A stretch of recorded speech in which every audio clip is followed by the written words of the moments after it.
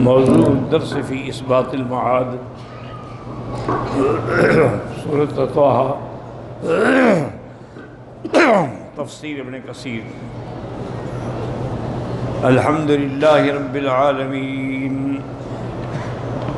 والصلاة والسلام علی اشرف الانبیاء وسید المرسلین سیدنا محمد وعلی آلہ واصحابہ اجمعین۔ اللہم صل علی سیدنا وحبیبنا وشفیعنا محمد وعلی آل سیدنا محمد کما صلیت علی ابراہیم وعلی آل ابراہیم فی العالمین انک حمید مجید۔ اعوذ باللہ من الشیطان الرجیم، بسم اللہ الرحمن الرحیم۔ وَيَسْأَلُونَكَ عَنِ الْجِبَالِ فَقُلْ يَنسِفُهَا رَبِّي نَسْفًا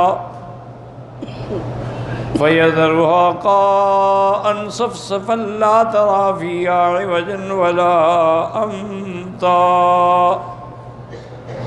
يَوْمَئِذٍ يَتَّبِعُونَ الدَّاعِيَ لَا عِوَجَ لَهُ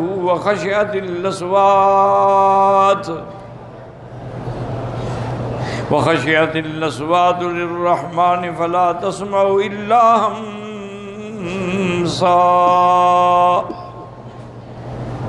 يومئذ لا تنفع الشفاعة إلا من أذن له الرحمن ورضي له قولا يعلم ما بين أيديهم وما خلفهم ولا يحيطون به علما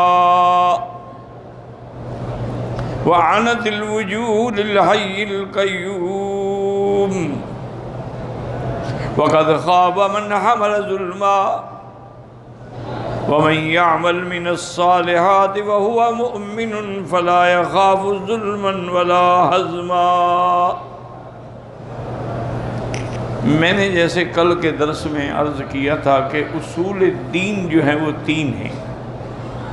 پہلا اصول توحید ہے، دوسرا اصول جو ہے وہ انبیاء اور رسولوں پر ایمان ہے، نبوت اور رسالت پر ایمان ہے، اور تیسرا اصول جو ہے وہ قیامت ہے۔ لیکن ایک بات یاد رکھیں کہ پہلے دو اصول جو ہیں ان کا سمجھنا آسان ہے، کیونکہ جہاں تک توحید کا تعلق ہے، توحید تو فطرت انسانی میں اللہ نے ہر کسی کو دین توحید پہ پیدا کیا، کل مولود یولد الفطرت۔ وہ تو ایک عام جاہل آدمی سے بھی پوچھ رہے ہیں، وہ بھی سمجھتا ہے کہ اتنا بڑا نظام چل رہا ہے کہ چلانے والا ہی چلا رہا ہے۔ یعنی توحید سمجھ آ سکتی ہے، ضد کا کوئی علاج نہیں۔ اسی طرح نبوت اور رسالت پر ایمان بھی آسان ہے، کیونکہ ایک نبی تو نہیں آئے نا، اللہ کے لاکھوں نبی آئے، لاکھوں پیغمبر آئے، ہر دور میں آئے، ہر زمانے میں آئے، ہر قوم کے پاس آئے۔ اسی لیے ایک آیت قرآن میں ہے نا کہ اللہ نے فرمایا میں نبی آپ ان کو بتائیں، قل ما کنت بدعا من الرسل، میں کوئی نیا نبی ہوں، پہلی دفعہ آیا ہوں، تمہیں سمجھ نہیں آ رہی بات؟ تو وہ بات بھی سمجھنا چاہو تو سمجھ آ سکتی۔ ایک ہے ضد کا کوئی علاج نہیں۔ اب دیکھیں ابو جہل ہے، حضور کا سب سے بڑا دشمن ہے، لیکن اندر سے وہ جانتا تھا کہ آپ اللہ کے نبی ہیں اور سچے نبی ہیں۔ باقاعدہ واقعہ موجود ہے کہ ایک دفعہ کسی قبیلے کا بڑا سردار آیا تو ابو جہل اس کو طواف کرانے کے لیے ساتھ لے گیا۔ کٹھے طواف کر رہے تھے تو اس سردار نے پوچھا کہ ابو جہل میں نے سنا ہے کہ یہاں ایک اللہ کے نبی پیدا ہوئے ہیں جن کا نام محمد الرسول اللہ ہے صلی اللہ علیہ وسلم۔ جب بھی نام آئے نا دروشی پڑھا کرو۔ یہ بڑی بدبختی ہوتی ہے مسلمان کے لیے کہ حضور کا نام سنے اور اس کو کہنا پڑے گا ضرور پڑھو، عادت بن جائے، نام آئے فوراً درود شریف، پورا درود شریف نہ پڑھ سکو صلی اللہ علیہ وسلم۔ تو اس نے کہا میں نے سنا ہے، تو آپ کا کیا خیال ہے، آپ جانتے ہیں اس کو؟ میں نہیں جانتا تو اور کون جانتا ہے، ہمارے تو قبیلے کے ہیں، وہ قریشی ہیں، بنو ہاشم سے ہیں، بنو عبد المطلب سے ہیں، ہم سے زیادہ ان کو کون جانتا ہے؟ تو اس نے کہا پھر مجھے یہ بتاؤ کیا وہ سچا نبی ہے یا محض ایک دعویٰ ہے؟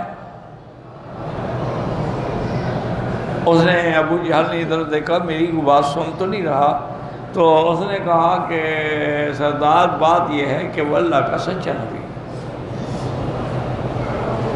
انہوں نے کہا تمہیں کیا پتا ہے کہ وہ سچا ہے؟ اس نے کہا لبث فینا من عمرہ 40 سنۃ، 40 سال اس نے ہم میں گزارے، ہم میں پیدا ہوا، ہم میں بچپن گزرا، ہم میں جوانی گزری۔ اس نے کبھی کسی بندے پہ جھوٹ نہیں بولا تو خدا پہ جھوٹ بولے گا؟ وہ سچا نبی ہے۔ انہوں نے کہا پھر تم مانگتے کیوں نہیں؟ اس نے کہا یہی تو جھگڑا ہے کہ ہمارے ان کے قبیلے کا مقابلہ ہے، منا امیر و منہم امیر، کبھی وہ امیر بنتے ہیں کبھی ہم امیر بنتے ہیں، کبھی وہ وزیر بنتے ہیں کبھی ہم وزیر بنتے ہیں، کبھی وہ کعبۃ اللہ کی خدمت لیتے ہیں کبھی ہم لیتے ہیں، کبھی وہ سقایا لے جاتے ہیں کبھی ہم لے جاتے ہیں۔ اب ان کو اللہ نے نبوت دے دیا تو ہم کیا کریں؟ ہم نبی تو بن نہیں سکتے، مقابلہ کیسے کریں؟ تو لہٰذا ہمارا مقابلہ ہے کہ ہم مانیں گے نہیں۔ تو میرے کہنے کا مقصد یہ ہے کہ نبوت بھی سمجھ آ سکتی ہے، کوئی مشکل مسئلہ نہیں ہے جو آدمی کو سمجھ نہ آئے، لیکن ضد کا علاج البتہ کوئی نہیں۔ تو یہ دو مسئلے ہو گئے۔ سب سے مشکل مسئلہ قیامت، یہاں عقل کام نہیں کرتا، سمجھ نہیں آ سکتا۔ اسی لیے کئی جماعتیں پیدا ہوئیں، بعض نے تو بالکل قیامت کا انکار کر دیا، انہوں نے کہا کوئی قیامت شیامت نہیں، ان ہی الا حیات الدنیا، بس یہ زندگانی ہے دنیا، کھاؤ پیو مر جاؤ بس، کوئی مرتا ہے کوئی پیدا ہوتا ہے اور کوئی قیامت شیامت کوئی نہیں۔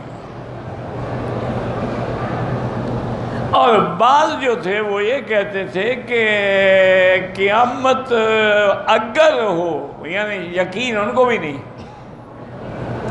اگر ہوگی تو وہاں بھی پھر ہمیں اللہ پاک بڑا بنائیں گے، جیسے دنیا میں ہمیں بڑا بنایا ہے۔ تم اللہ کے پیارے ہوتے تو اللہ تمہیں نہ پیسے دیتا، دولت دیتا، دنیا دیتا، اقتدار دیتا، تم تو مار کھا رہے ہو۔ آج بھی حق والے دیکھ رہے ہیں ہر جگہ مار کھا رہے ہیں،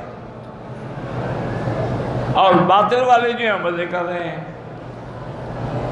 وہ یہ کہتے کہ اگر قیامت، یعنی یقین ان کو بھی نہیں تھا۔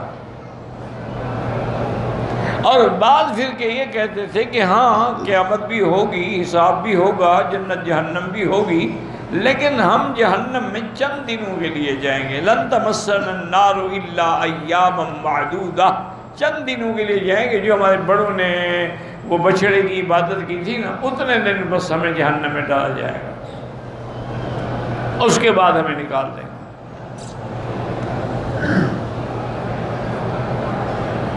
لیکن یاد رکھیں یہ ساری عقلی باتیں ہیں۔ اسی لیے اب دیکھیں نا دنیا میں کتنے جماعتیں بن گئی ہیں، کوئی عذاب سماع کا قائل ہے کہ مردے سنتے ہیں، کوئی کہتے ہیں نہیں سنتے، کہتے ہیں انبیاء سنتے ہیں، کہتے ہیں انبیاء بھی نہیں سنتے،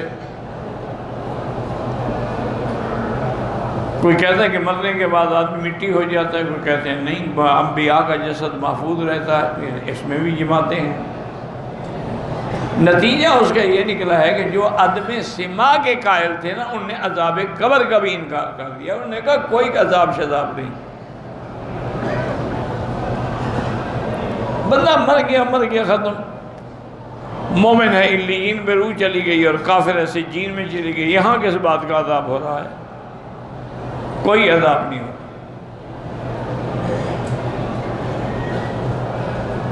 انہوں نے کہا جی کیسے یعنی قبر جو ہے وہ کھل جائے گی اور 70 گز ہر طرف پھیل جائے گی، کیسے قبر کھل جائے گی؟ ہمارے سامنے قبریں ہیں، آج تک تو کوئی نہیں دیکھی ہم نے کہ ادھر والی ادھر چلی گئی ہو۔ اور پھر اگر قبر کھل جاتی ہے تو ادھر عورت ہے ادھر مرد ہے، تو کیا یہ مرد عورت کے پاس چلا جائے گا، عورت مرد کے پاس آ جائے گی؟ کیسے قبر کھل جائے؟ انہوں نے کہا سب قصے کہانیاں مولوی نے ڈرانے کے لیے بنایا ہے، کوئی عذاب قبر نہیں۔ اچھا، جو قائل بھی ہیں نا وہ کہتے ہیں جی قبر سے مراد ہے برزخ یعنی علیین یا سجین، وہ روح کو ہوتا ہے، یہاں مردہ ہی ہے، اس قبر کا کوئی مسئلہ ہی نہیں ہے۔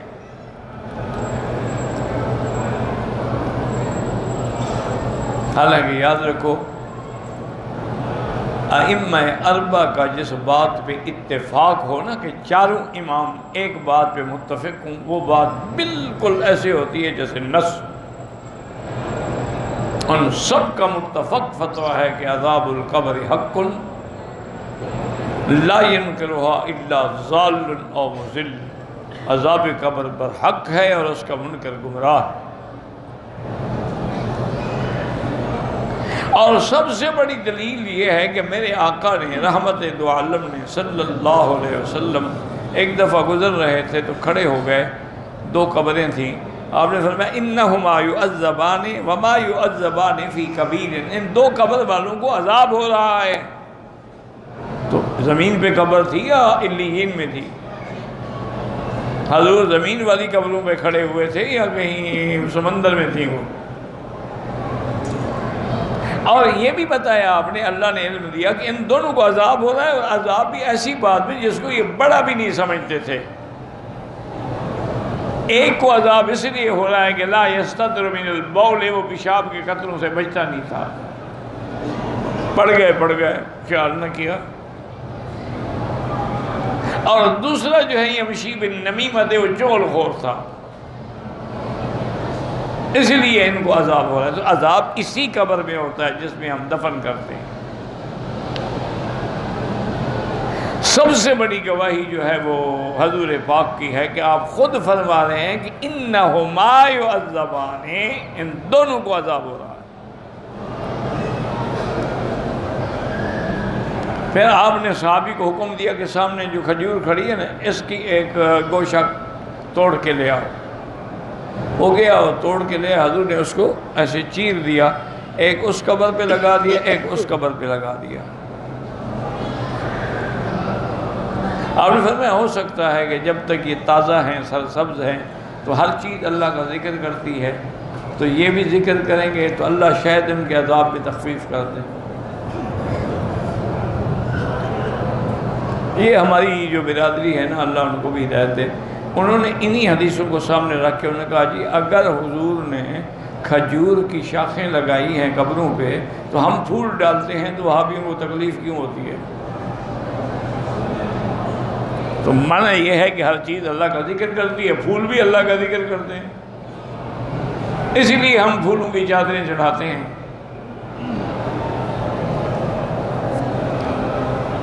وہی میں نے عرض کیا نا کہ یا تو آدمی کا عقل مارا جاتا ہے یا ضد ہے۔ بھائی اللہ کے نبی نے وہ کیوں لگایا تھا؟ فرمایا ان پر عذاب ہو رہا ہے، تو تم جن پر پھول پھینکتے ہو تمہیں بھی پتہ ہے ان کو عذاب ہو رہا ہے، اس لیے ڈالتے ہو کہ ان کو عذاب سے کوئی فائدہ ہو جائے۔ اگر یہی تمہارا عقیدہ ہے تو پھر تمہیں مبارک ہو۔ ہم تو سمجھتے ہیں وہ اللہ کے اولیاء ہیں، ان کو کوئی عذاب نہیں ہو رہا، اللہ نے ان کی قبروں کو نور سے بھرا ہوا ہے، ان کے لیے اللہ نے قبروں میں بھی راحت کا انتظام کیا ہوا ہے۔ تو اس لیے ہمیشہ یاد رکھیں۔ اچھا، اسی طرح جو فلاسفہ ہیں نا جی، الحمدللہ یہدینا و یہدیکم اللہ،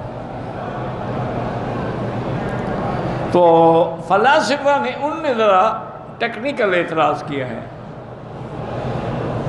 انہوں نے کہا جی بات یہ ہے کہ قاعدہ ہے کہ جب جز کو کل میں ڈال دیا جائے تو جز کل میں مل جاتی ہے، پھر وہ علیحدہ بھی نہیں ہو سکتی۔ کیا معنی؟ مثلا یہ پانی ہے، آپ یہ پانی لے کے دریا میں ڈال دیں، اب کوئی کہے کہ جی وہی پانی لاؤ جو میں نے میری بوتل میں تھا، تو اب وہ علیحدہ نہیں ہو سکتا، پانی پانی میں مل گیا، جز جو ہے وہ کل میں مل گیا۔ اسی طرح مٹی کو اٹھا کے ہم نے مٹی میں ڈال دی، مٹی مٹی میں مل گئی، اب وہی مٹی ڈھونڈو، وہ کیسے ڈھونڈیں؟ تو وہ تو جز کل میں مل گیا۔ انہوں نے کہا ہوا ہے، اب آپ کے گاڑی کے ٹائروں میں ہوا بند ہے، آپ نکال دیں، ہوا میں مل گئی، آپ کہو جی وہی ہوا پکڑ کے لے آؤ، تو وہ کیسے پکڑ کے لیں؟ آگ جل رہی ہے، آپ نے اپنا آگ کا انگارہ اٹھایا، آگ میں ڈال دیا، اب کہو جی وہی انگارہ مجھے نکال کے دو، کیسے نکالیں؟ ممکن ہی نہیں۔ تو اس لیے ان کو دماغ خراب ہوا، انہوں نے کہا جب آدمی مر جاتا ہے نا تو آدمی مرکب ہے 4 عناصر سے، اس میں آگ بھی ہے، ہوا بھی ہے، پانی بھی ہے، مٹی بھی ہے۔ تو مٹی مٹی میں مل جاتی ہے، پانی پانی میں مل جاتا ہے، ہوا ہوا میں مل جاتی ہے، آگ آگ میں مل جاتی ہے۔ تو اب وہ پھر کیسے اکٹھے ہوں گے اور کیسے زندہ ہوں گے اور کیسے عذاب ہوگا؟ وہ تو ہر جز اپنے کل میں مل گئی اور ختم ہو گئی۔ ان کو اس لیے اعتراض، لیکن یہ جہالت ہے، اس لیے کہ وہ پاگل یہ سمجھتے ہیں کہ ہم نہیں کر سکتے، خدا تو کر سکتا ہے نا۔ اس نے تو آگ کو ٹھنڈا کر دیا، وہ قادر ہے۔ ابراہیم علیہ السلام آگ میں بیٹھے ہوئے اور آگ جو ہے وہ باغ بن گیا ہے۔ تو اگر ٹھنڈا کر سکتا ہے تو تیری آگ کو بھی پکڑ سکتا ہے۔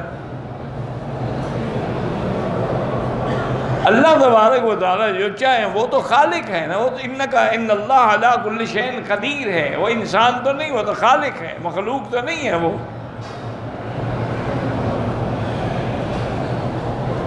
اسی لیے حضور میرے آقا رحمت دو عالم محبوب دو عالم صلی اللہ علیہ وسلم جب صبح کو اٹھتے آسمانوں کی طرف رخ فرماتے اور یہ آیت پڑھتے، ان فی خلق السماوات والارض واختلاف اللیل والنہار الی آخر الآیات، اور اس کے بعد کہتے اللہم انت الحق ووعدک حق وقولک حق ولقاؤک حق والجنت حق والنار حق والساعۃ حق والنبیون حق ومحمد صلی اللہ علیہ وسلم حق،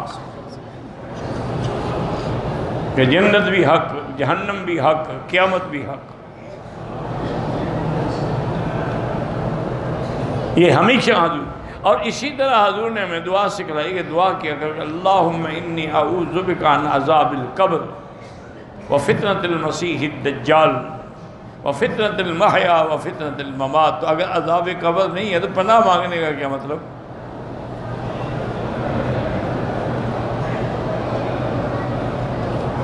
تو اس لیے ہمیشہ یاد رکھیں کہ عذاب قبر بھی برحق ہے اور قیامت بھی برحق ہے۔ باقی یہ بات بھی یاد رکھ لیں کہ اللہ نے قیامت کا وقت کے بارے میں کسی کو علم نہیں دیا کہ قیامت کب ہوگی، لیکن کب اللہ جانتے ہیں۔ ان اللہ عنده علم الساعة وينزل الغیث ويعلم ما في الارحام وما تدری نفس ماذا تکسب غدا وما تدری نفس بأي أرض تموت۔ اللہ نے فرما دیا میرے محبوب بتا دو کہ ان 5 چیزوں کا علم اللہ کے سوا کسی کو نہیں، کہ اللہ کو علم ہے کہ قیامت کب ہوگی، اسی طرح اللہ تبارک و تعالیٰ کو علم ہے کہ بارش کب برسے گی، کہاں برسے گی، کتنا برسے گی۔ اللہ کو علم ہے کہ ارحام عورتوں کے یا مادہ جانور یا مرد یا عورت یا جن کے ارحام میں کیا ہے، لڑکا ہے، لڑکی ہے، شقی ہے، سعید ہے، نیک بخت ہے کہ بدبخت ہے، بھی اللہ کے سوا کوئی نہیں جانتا۔ اور یہ بھی بندہ نہیں جانتا کہ کل کیا ہوگا، یہ بھی بندہ نہیں جانتا کہ میری موت کہاں آئے گی۔ اب دیکھیں نا کتنے لوگ ہیں زندگی میں انہوں نے کبھی کعبہ نہیں دیکھا، عمرے پہ آئے، طواف پہ آئے، کعبے میں فوت ہو گئے۔ کتنے لوگ ہیں جن کی زندگی ساری مکے مدینے میں گزر گئی لیکن موت اپنے ملک میں ہے۔ باقی اس پر بھی لوگ اشتباہ کرتے ہیں کہ دیکھیں جی آج تو الٹرا ساؤنڈ بھی بتا دیتا ہے کہ لڑکا ہے یا لڑکی ہے. تو یہ بے وقوفی کی بات ہے. قرآن میں لفظ ہے ارحام، جمع کا صیغہ ہے. تمام چیزوں کے ارحام. اب مچھلیوں کے رحم میں کیا ہے وہ کون سا الٹرا ساؤنڈ بتائے گا؟ اور پھر الٹرا ساؤنڈ جو ہے یہ ما تحت الاسباب ہے، یعنی گھڑی دیکھ کے میں ٹائم بتا دوں، یہ کون سا علم غیب ہے؟ الٹرا ساؤنڈ کے نیچے جو عورت نہیں آئے گی اس کا تو پتہ نہیں ہے نا. اچھا الٹرا ساؤنڈ یہ بھی بتا دیتا ہے کہ اس کی عمر کتنی ہوگی، یہ بھی بتا دیتا ہے کہ والدین کا فرما بردار ہوگا یا نافرمان ہوگا، یہ بھی بتا دیتا ہے کہ رزق کتنی ہوگا. یہ صرف ایسے علم ہے جو اللہ کے سوا کسی کو نہیں.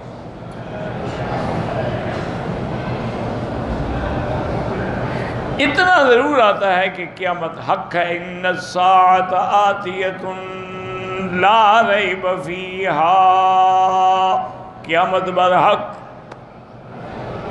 جس میں کوئی شک نہیں. وَأَنَّ اللَّهَ يَبْعَثُ مَن فِي الْقُبُورِ، اور جو لوگ قبروں میں ہیں ان کو قبروں سے پھر دوبارہ اللہ اٹھائیں گے. ہاں قیامت کے علامات، اشرات، نشانیاں اللہ نے نبی کو بتلائیں، اور علماء نے کتابیں لکھی ہیں. انہوں نے کہا کہ کچھ علامات صغرا ہیں، کچھ کبرا ہیں، کچھ چھوٹی نشانیاں ہیں، کچھ بڑی. انہوں نے کہا کہ چھوٹی نشانیاں تو سب پوری ہو گئی ہیں، باقی بڑی رہ گئی ہیں. مثلا حضور پاک نے فرمایا کہ ایک علامت یہ بھی ہے کہ بندہ اپنے دوستوں کا فرما بردار ہوگا لیکن والدین کا نافرمان ہوگا. یہ بھی علامت ہے قیامت. اسی طرح حضور پاک نے فرمایا صلی اللہ علیہ وسلم کہ عورتیں جو ہیں ان میں حیا ختم ہو جائے گا، وہ میک اپ سنگار کر کے خوشبوئیں لگا کے باہر پھریں گی، اپنے بالوں کو ایسے بنائیں گی جیسے اونٹوں کی کوہان ہوتی ہے. یہ بھی علامات قیامت میں ہے.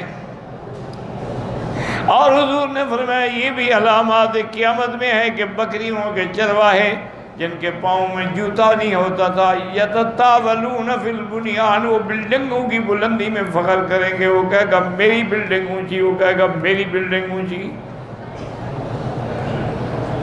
یہ بھی علامات قیامت.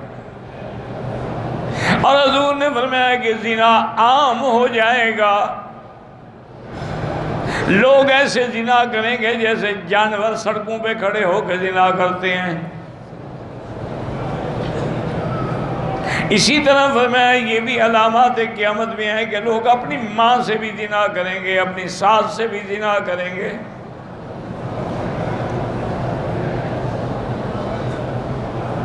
یہ سب علامات قیامت.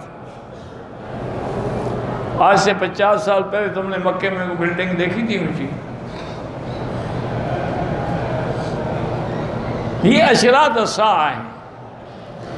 اب جو بڑی نشانیاں باقی رہ گئے ہیں، خروج الدابۃ من جبل الصفا.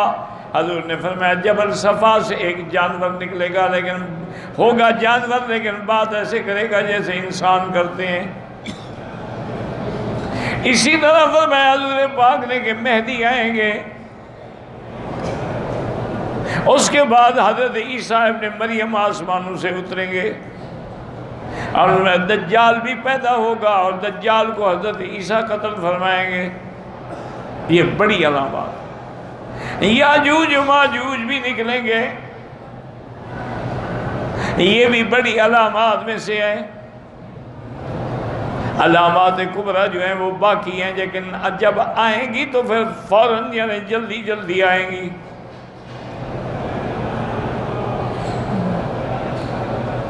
باقی کب ہوگی قیامت یہ اللہ کے سوا کوئی ہے.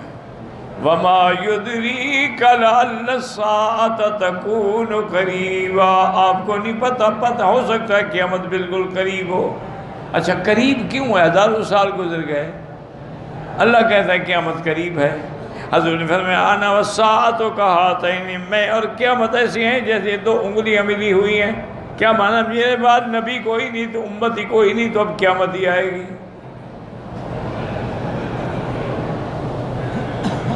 تو قریب کا معنی یہ ہوتا ہے، بات کو سمجھا کرو، کہ جو چیز آ رہی ہو نا وہ قریب ہوتی ہے، اور جس چیز جو جا رہی ہو وہ دور ہوتی ہے۔ مثلا آپ مدینہ شریف جائیں، اب یہاں سے 450 کلومیٹر ہے، تو آپ جا رہے ہیں مدینہ قریب آ رہے ہیں، مکہ دور ہو رہا۔ تو قیامت چونکہ آ رہی ہے تو لہذا وہ قریب ہے۔ دنیا جا رہے ہیں، دنیا مدبرۃ والآخرۃ مقبلۃ، دنیا پیٹ دے کے بھاگ رہی ہے اور آخرت آ رہی ہے۔ تو جو آنے والی چیز ہوتی ہے وہ قریب ہوتی ہے۔ اب آپ اپنے سبق میں نظر ڈالیں کہ مکے والوں نے حضور سے پوچھا کہ یا رسول اللہ صلی اللہ علیہ وسلم، آپ کہتے ہیں کہ قیامت ہوگی، تو یہ بڑے بڑے پہاڑ جو ہیں مکے کے ارد گرد کھڑے، یہ کہاں جائیں گے؟ ایک کافروں نے سوال کیا کہ حضور آپ کہتے ہیں قیامت آئے گی، یہ بڑے بڑے پہاڑ، جدھر دیکھو پہاڑ ہے، جدھر دیکھو پہاڑ ہے۔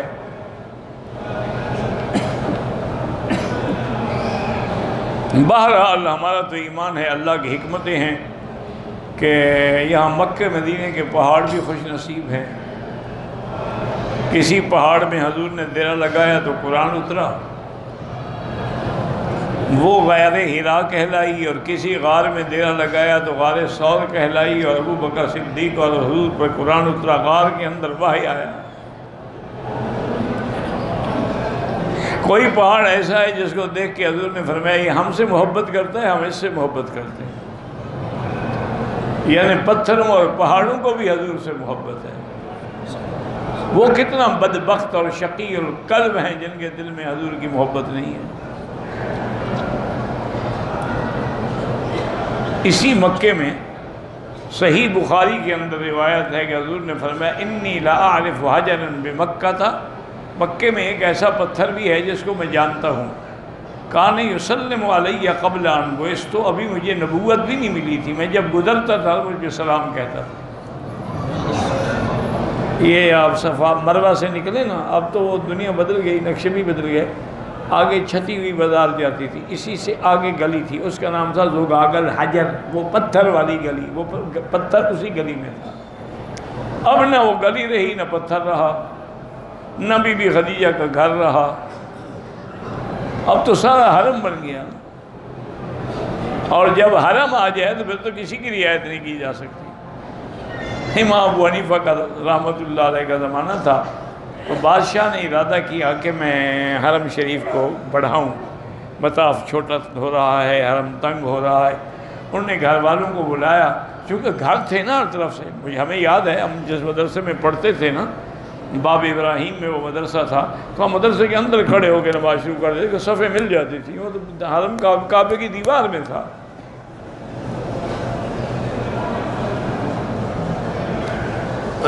تو لوگوں نے کہا جی ہم اپنے گھر نہیں چھوڑتے، بھائی پیسے لے لو، نے کہا بیچتے نہیں ہیں، توڑ ڈالو، ظلم کرو، تمہاری مرضی ہے۔ بادشاہ بھی نہیں چاہتا تھا کہ اللہ کا کعبہ بناؤں اور کسی پہ ظلم کروں۔ امام ابو حنیفہ کے سامنے مسئلہ رکھا گیا، انہوں نے بلایا گھر والوں نے، انہوں نے کہا بس ایک بات کا جواب دے، پھر تمہاری مرضی۔ انہوں نے کہا کیا؟ انہوں نے کہا تم پہلے آئے تھے یا کعبہ پہلے آیا تھا؟ انہوں نے کہا جی پہلے تو کعبہ نے، جو پہلے آتا ہے مکان گھر اسی کا ہوتا ہے کہ تمہارا ہے، سب سے پہلے کعبہ ہی تو سب کچھ کعبے کا ہے، تم کون ہو اعتراض کرنے والے؟ انہوں نے کہا جی بس مکان لے لے، بس ٹھیک ہے، بات سمجھ آ گئی ہے۔ تو اس لیے انہوں نے پوچھا حضور یہ بڑے بڑے جو پہاڑ کھڑے ہوئے ہیں ان کا کیا ہوگا؟ اس لیے قرآن کہتے ہیں یسألونک عن الجبال، یہ آپ سے پہاڑوں کے بارے میں سوال کرتے ہیں کہ ان پہاڑ کہاں جائیں گے جب فَقُلْ يَنْسِفُهَا رَبِّي نَسْفًا، ان کو کہہ دو کہ اللہ ان کو ریت بنا کے اڑا دیں گے، پہاڑ کر رہے ہو، خدا کیا مشکل ہے۔ جب قیامت آئے گی اور دنیا تبدیل ہوگی، جن پہاڑوں کو تو اللہ ریت بنا گیا، بہہ جائیں گے کثیب مہیلا۔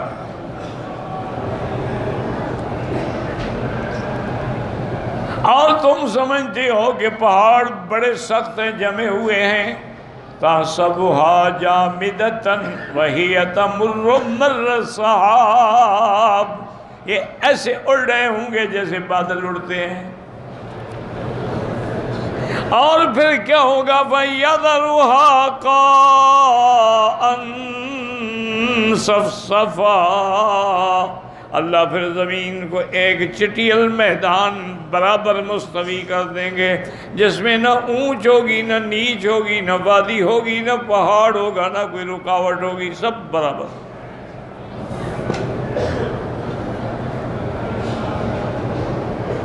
لا ترى فيها عوجا، یعنی زمین میں کوئی ٹیڑھا پن، کوئی وادی، کوئی اونچی نیچی جگہ بھی نہیں ہوگی۔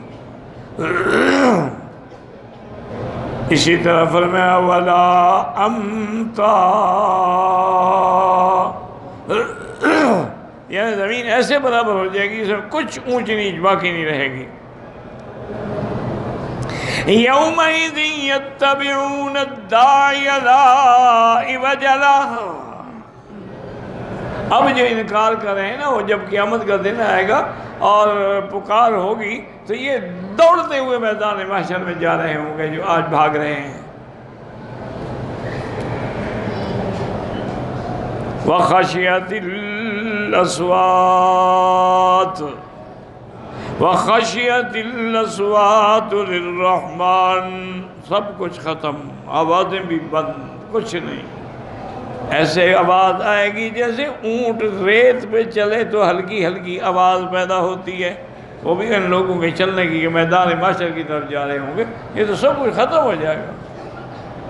وَخَشَعَتِ الْأَصْوَاتُ لِلرَّحْمَنِ فَلَا تَسْمَعُ إِلَّا هَمْسًا۔